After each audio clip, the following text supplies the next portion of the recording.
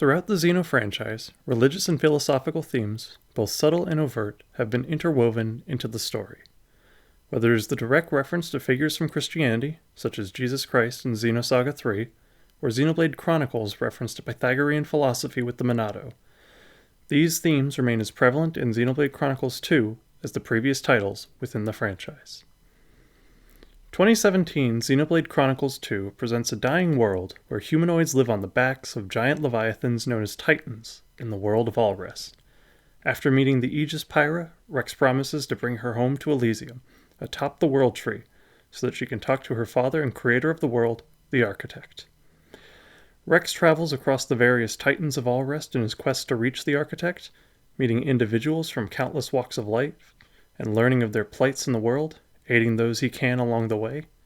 And two Titans that Rex visits are of particular note: the bird-like Titan Indol, home of the Indoline Praetorium, and the turtle-like Titan Genbu, home of the Kingdom of Tantal. Unlike the other Titans and cities that Rex has visited before, these two Titans have the music of their capital as choral music, instead of instrumental. Of these two Titans, the first that is visited is the Indoline Praetorium, a theocratic nation that has influence on the other two major military powers of the world of Allrest. And upon exploring the area, the player is presented with architecture reminiscent of the Vatican City and choral music that evokes the idea of hymns and other sacred music. Later, Rex and company travel to the Titan Genbu and visit the isolationist kingdom of Tantal. Upon entering Tantal's capital city, Theosoir, the player is presented once again with choral music.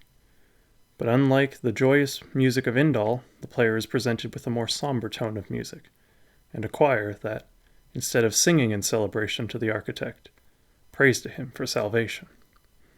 Both Indol and Tantal have two versions of their themes, one for day and one for night, to reflect the game's day-night cycle. And both themes use the same lyrics, bass melody, and sometimes the same key, but are arranged differently in relation to this day-night cycle. These 4 tracks, sung by the Irish choir Anuna and composed by Yasunori Mitsuda, are composed in styles and harmonies reminiscent of contemporary choral music by the likes of Eric Whitacre or Anuna's own Michael McGlynn. However, these tracks can be categorized as part of the sacred music topic, as elaborated by Thomas Yee, when analyzing them from a musicological point of view. And, upon further examination, there are distinct differences between these compositions that don't cleanly fit into this pre-existing topic, which begs the question: can these 4 tracks be divided into musical tropes? If we examine the sacred music topic, as elaborated by Thomas Yee, there are similarities between several of the parameters. The texture parameter is the same between all 4 tracks. However, both night themes feature a baritone solo based upon a melody sung by either the sopranos or the altos in the day theme. The instrumentation is similar across all 4 tracks as well, as they are all choral pieces. In regards to instrumental accompaniment, a harp takes the place of the organ, but this is only found in the themes of Theosoir. Where the tracks from Xenoblade Chronicles 2 differ from the instrumentation parameter is how they focus on certain voices within the choir. For the daytime themes, there is a prominent focus on the sopranos and the altos, whereas for the nighttime themes, there is instead a focus on the tenors and the basses. The harmonic rhythm remains largely the same at 1 chord per beat, with occasional exceptions. The melodies are largely stepwise as well, with periodic leaps as large as a sixth across all 4 tracks. The dynamic parameter differs greatly. In the day themes, there is a broad range from piano to forte, whereas in the night themes, it sits at a more conservative mezzo-piano to mezzo-forte. The tempo parameter is also much broader. The night themes fit in a slow tempo, whereas the day themes sit in a slow to moderate category range, depending on the location. Suddenly a gleam of dawn. Can you feel the power of faith?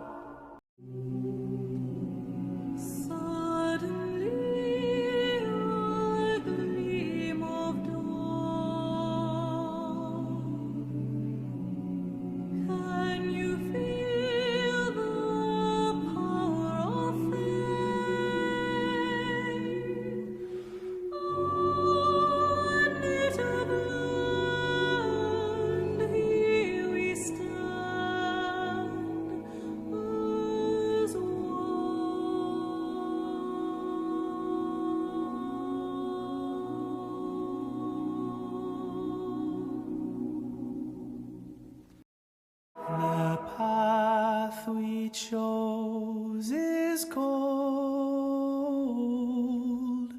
and the dark has no place to dream. Must we go on? Will we ever prevail and smile in peace?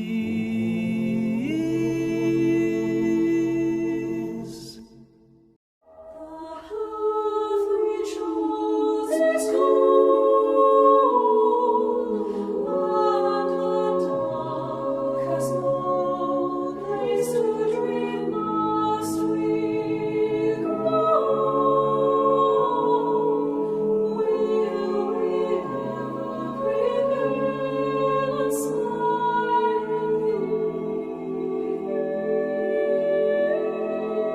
in peace? To examine the final parameter, expressive meanings, we're going to have to dive into the lyrics of the two regions. The structure of the lyrics of Indol and Theosoir are interesting. They both present one feeling, and then, in the last verse, they present the opposite feeling.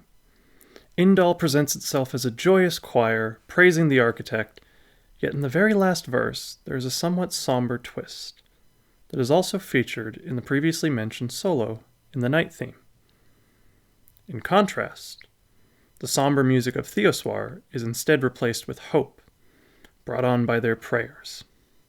This, too, is also featured in the baritone solo.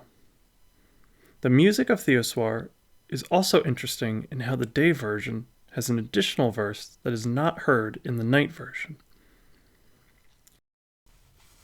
The expressive meanings parameter is said to encompass the following: archaism and ancient tradition, ceremonial and liturgical order, the united collective over the individual, devotion, solemnity, association with the divine, and spirituality and transcendence. First, let's see which of these meanings are universal across the two towns. Both regions' lyrics are highly spiritual in nature, praying to the architect in thankful reverence, or for salvation, and both are presented as choirs singing as a whole, and the material is sung in a rather solemn manner. In the end, the distinction comes from the storytelling surrounding Indol and Theosoir. In a side quest in Indol, it is revealed that the chorus we hear singing the day and the night themes, the choir of Indol, are diegetic elements of the location. Throughout this quest, we learn of the choir's purpose, and that it is an official branch of the Indoline government, and most importantly, it serves a ceremonial purpose. In contrast, while there is no direct reference to the singers of Theosoir, we learn that they are a country of tradition. The world of Alrest had a legendary hero, the first to wield the power of the Aegis, a hero named Adam. This hero came from the now fallen titan Torna. In the story, it is revealed that the people of Theosoir are the last survivors of Torna, and are said to be the descendants of Adam, and the people of Theosoir have been practicing ancient traditions that date back to Adam's time 500 years prior to the start of the game.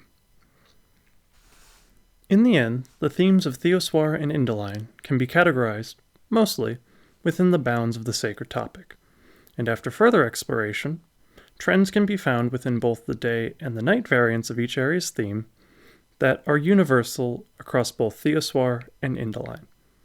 These trends allow each area's themes to be categorized into a day trope and a night trope based upon the original sacred music topic.